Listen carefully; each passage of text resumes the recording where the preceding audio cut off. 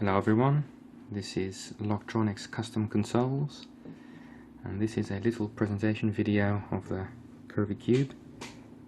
I made this portable a couple of months ago for a competition.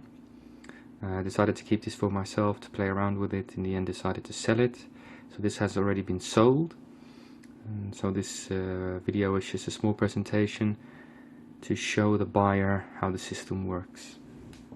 First of all, this works on a custom charger. I've used an original Nintendo DS Lite enclosure, so the original internals are removed and replaced with a 12-volt 1.5 amp adapter.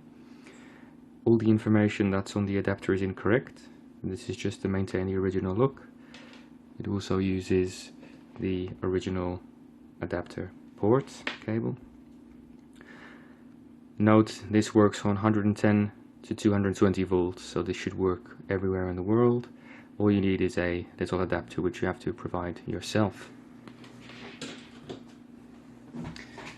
For the units, we have a slot A and a slot B. Slot A is the Wiikey Fusion slot, which is used for GameCube games. So you need to make your own backup of your own games, and then you can put them on the micro SD card on the root. And we have a slot B, which is the SD Gecko slot. So from this one you play your emulators, other dull programs.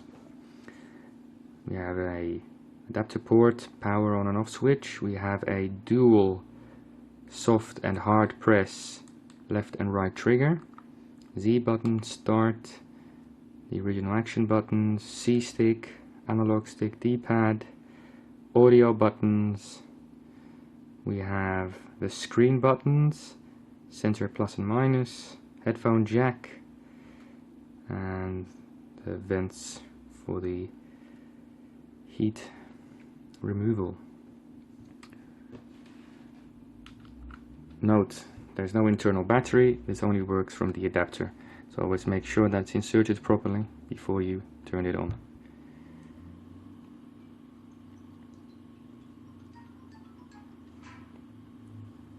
As you can see, it boots directly into the Swiss menu. If you do not insert an SD card into slot A, it will boot into the GameCube BIOS menu, but it will give you an error. You can see here, question mark, and give you an error because it cannot see a disk drive. You have to have a micro SD card inserted, and it can be any type of micro SD card. It has to be inserted for the Wiikey mod chip to recognize there's an actual disk drive connected. So always keep one inserted in slot A to boot the device. Now, as you can see, there's a list of games here, which are all GameCube games, as well as some Nintendo 64 games which have been converted to GameCube games. So let's quickly demonstrate. Twilight Princess, for example. We just start the game up.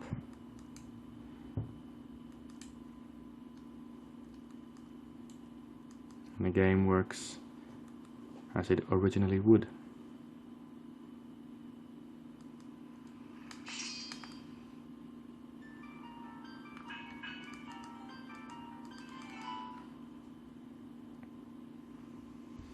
You can see where we have the game as it originally would be played.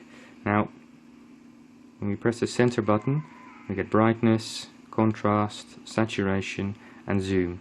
And when we switch, we can go back to 4:3 or 16:9, depending on your preference, whether you want to play with a slightly stretched display, but then at least you have the entire screen filled. For the rest, if we want to change the brightness, this is plus, and the other one is minus. You have to play around for your own best picture quality. As we have the sound, the bottom one is volume down, the top one is volume up. Note, due to the small internal speakers, the volume is not very loud. However, when you use the headphone jack and connect a headphone, on the highest volume they're very loud. So make sure you turn it down a notch and then place them in your ear, otherwise you might damage your own hearing. Quality is decent for the small sound amp that's inside. The use of the controls are just like it originally would be. We have the see, we have a soft, and then a hard, and then a soft and a hard. I will show you Mario Sunshine in a minute, which utilizes this feature.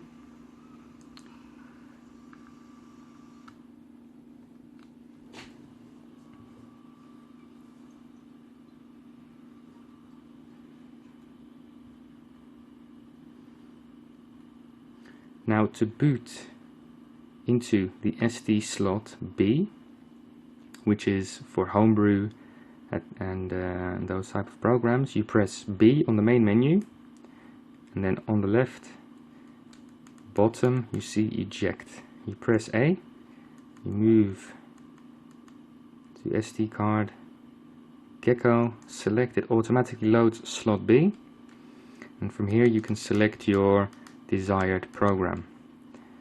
And let's for now start a SNES emulator. And here we have my ROMs that I've put on the memory stick. So let's start with Zelda. And the emulator works exactly as it originally would on the GameCube, since it's a original GameCube hardware in the device. So you can skip through the whole film with the C stick to the right. This gives you like a quick speed control, and skip through all that. And as you can see, like frame rate skips. And here you just use it as you normally would. And the start menu, that all works as it is. When you click the C stick to the left, you get into the menu. Here you can load, save games, change back to the main menu and change your games. When you exit via the exit button here, it does nothing. It can't go back because the mode chip doesn't support it.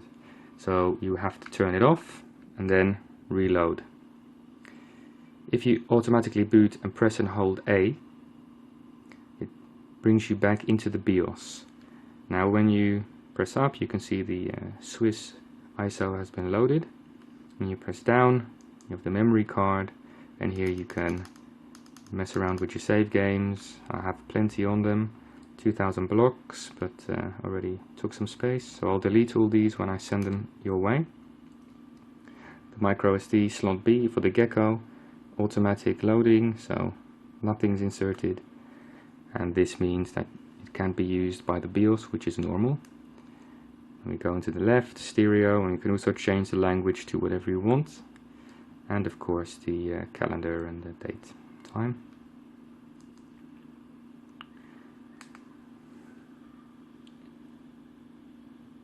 Now just to show you that the buttons are all functioning properly, there's a little program that I use. It's called the GC tester. Now, when you focus on the screen and look closely, I press and hold soft. See, 255 is the maximum, and then a hard press.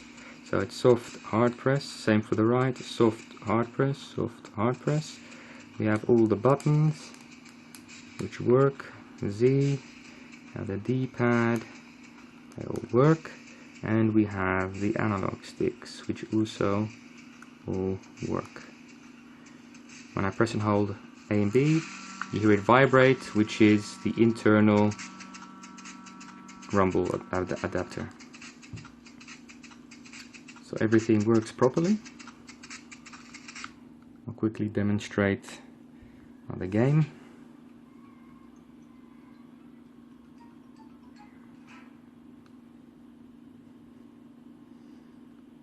So let's say we do double dash.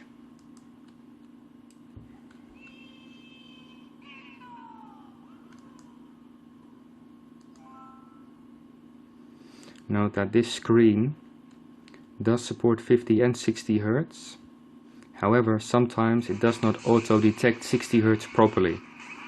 So it might give you a flickering color and black and white screen. This is resolved just by resetting the device and turning it back on again. It doesn't always occur, but just so you know that it's a limitation of the screen itself. There's nothing I can do about it in the actual device.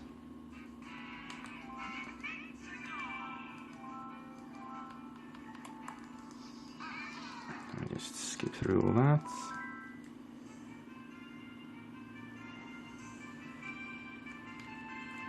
For the rest of the device, I made it look like and feel like an original Nintendo product, or at least as much as I could. It plays pretty well in the hand, I find. And for the rest, this all works properly, like it originally would.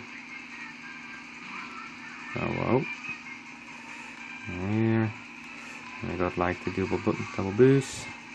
So the analog stick is working properly, as you can see.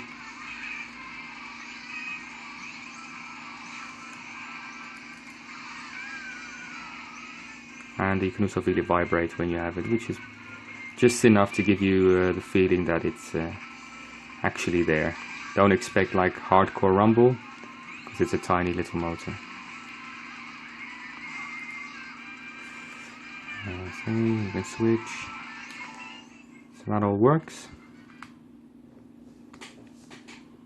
I'll quickly show you Super Mario Sunshine, which utilizes the soft and hard press of the LR trigger. Let's see if it's on here. Yes, Super Mario Sunshine. Click on that. See, this is an NTSC game. And see, now it's a proper screen. Color. Alright. See the game.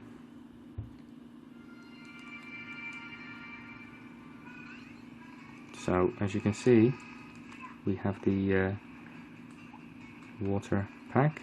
Now when I press soft, this is the hard press. But when I press soft, I can walk, and when I press and hold, I move it around.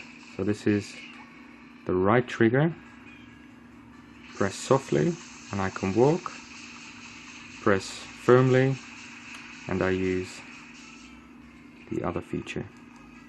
So this is necessary for most games that use the analog trigger.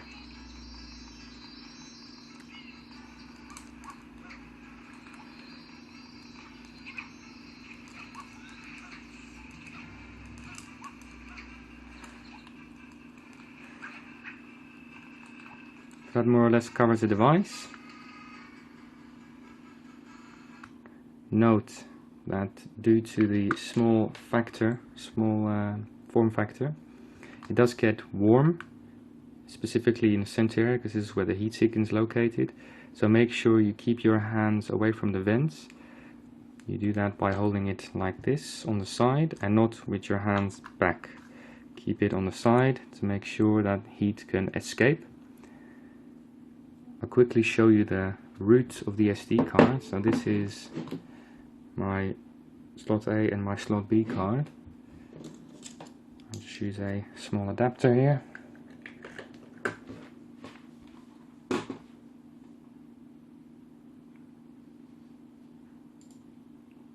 So this is the root of the SD card. SD card is formatted as FAT32, and here you have your ISOs of your GameCube games, and it can be PAL or NTSC, doesn't matter. Now if we take that one out and we put in the root of the emulator card, which is the SD Gecko, we open that. As you can see here, we have our DOL files and the folders of the actual emulators, which have the ROMs in there, as well as a GBA emulator. All this information can be found on gcforever.com. They have all the information and all the files needed to load your emulators and your games. So I hope you enjoy, and if you have any other questions you can contact me at logtronics@gmail.com. Thanks for watching.